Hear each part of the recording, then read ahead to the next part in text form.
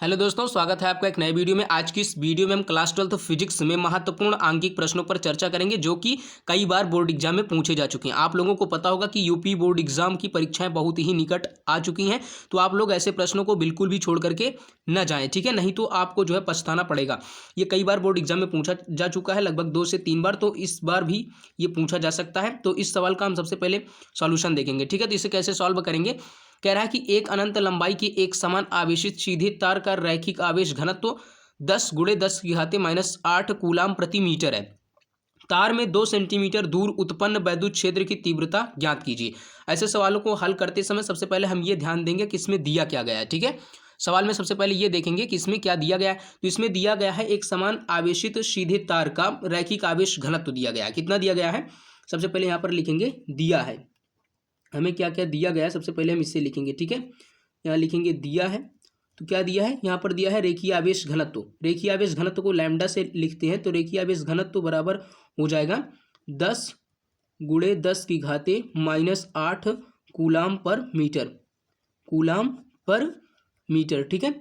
रेखीय आवेश घनत्व लैम्डा बराबर में होता है Q अपान में यल, ठीक है। Q अपान में यल, यहीं से इसका जो है मात्रक निकालते हैं। कूलाम क्यू का, या क्यू क्या है, आवेश है, तो आवेश का मात्रक कूलाम। यल क्या है, दूरी है, तो दूरी का मात्रक मीटर, इसीलिए इसका मात्रक कूलाम पर मीटर हो गया, ठीक है। अब उसके बाद में इसमें क्या दिया गया है, आगे दिया गया है आर बराबर, दूरी आर बराबर 2 सेंटीमीटर दिया गया है, ठीक है। सेंटीमीटर को मीटर में कन्वर्ट करेंगे तो कितना हो जाएगा, 2 गुणे 10 की घाते -2 मीटर, ठीक है। क्योंकि 1 मीटर बराबर कितना होता है, 100 सेंटीमीटर होता है। अब यहाँ पर पूछ क्या रहा है, उत्पन्न वैद्युत क्षेत्र की तीव्रता ज्ञात कीजिए। 2 सेंटीमीटर दूर उत्पन्न वैद्युत क्षेत्र की तीव्रता ज्ञात कीजिए। अब आपको इसका फॉर्मूला पता होना चाहिए वैद्युत क्षेत्र की तीव्रता का, ठीक है। यानी कि जो अनंत लंबाई की एक समान आवेशित सीधे तार के निकट वैद्युत क्षेत्र की तीव्रता का फार्मूला होता है, वो आपको पता होना चाहिए। तो सूत्र क्या होता है उसका, ई बराबर में होता है 1/4 pi epsilon not into 2 lambda upon में आर, ठीक है। ये इसका सूत्र होता है। तो आप आसानी से इस सूत्र में मान रख करके इसका मान ज्ञात कर सकते हैं।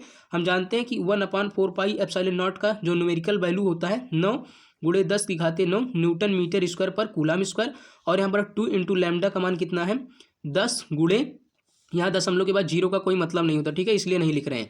फिर उसके बाद में 10 की घाते -8 बटे में आर का मान कितना है 2 गुणे 10 की घाते -2, 2 से 2 क्या हो गया, कैंसिल हो गया। फिर उसके बाद में यहाँ पर कितना बचेगा, ई बराबर 9 गुणे 10 की घाते 9, फिर उसके बाद में गुणे, यहाँ पर 10 की घाते +1 है ना, तो यहाँ लिख लेंगे 10 गुणे 10 की घाते -8 गुणे 10 की घाते +2, क्योंकि ये -2 है, लेकिन जब ऊपर जाएगा तो +2 हो जाएगा, ठीक है।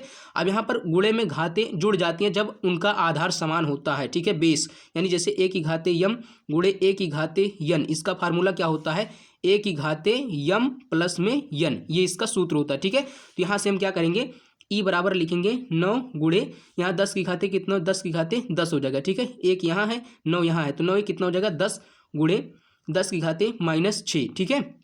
यहाँ पर कितना बचेगा -6, तो यहाँ से क्या करेंगे, ई बराबर हो जाएगा 9 गुणे 10 की घाते +4, ठीक है। ये इसका आंसर हो जाएगा। आप आसानी से इसका मान ज्ञात कर सकते हैं। और हम जानते हैं कि जो वैद्युत क्षेत्र की तीव्रता का मात्रक होता है, यूनिट होता है, वो क्या होता है, न्यूटन प्रति कूलाम होता है, ठीक है, न्यूटन प्रति कूलाम। तो आप अगर इस तरीके से सवाल को सॉल्व करेंगे तो निश्चित रूप से आपको पूरे अंक दिए जाएंगे, ठीक है दोस्तों। तो वीडियो देखने के लिए बहुत बहुत धन्यवाद। मिलते हैं किसी अगली वीडियो में, तब तक के लिए जय हिंद, वंदे मातरम।